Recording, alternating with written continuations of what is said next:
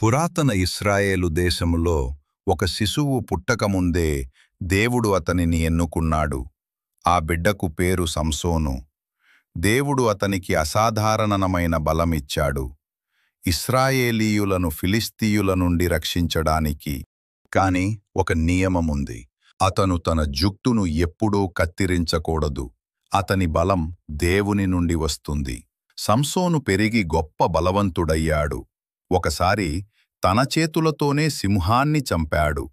మరోసారి గాడిద దవడతో వందలాది ఫిలిస్తీయులను ఓడించాడు. కాని సంసోనుకు ఒక బలహీనత ఉంది.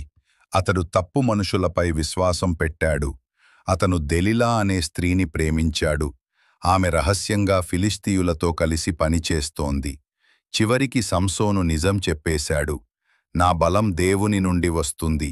నేను నా జుట్టు కత్తిరించకూడదు. సంసోను నిద్రపోతున్నప్పుడు దెలిలా అతని జుట్టు కత్తిరించింది. దేవుని బలం అతనిని విడిచిపోయింది.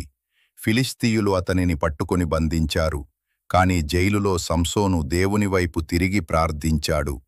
ప్రభువా, ఇంకోసారి నాకు బలమివ్వు. ఫిలిస్తీయులు ఒక విందు చేస్తూ అతన్ని దేవాలయంలోకి తీసుకువచ్చారు.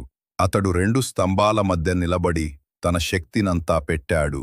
దేవుడు మరోసారి బలమిచ్చాడు. స్తంభాలు విరిగిపోయాయి. దేవాలయం కూలిపోయింది. సంసోను తన ప్రాణమిచ్చాడు.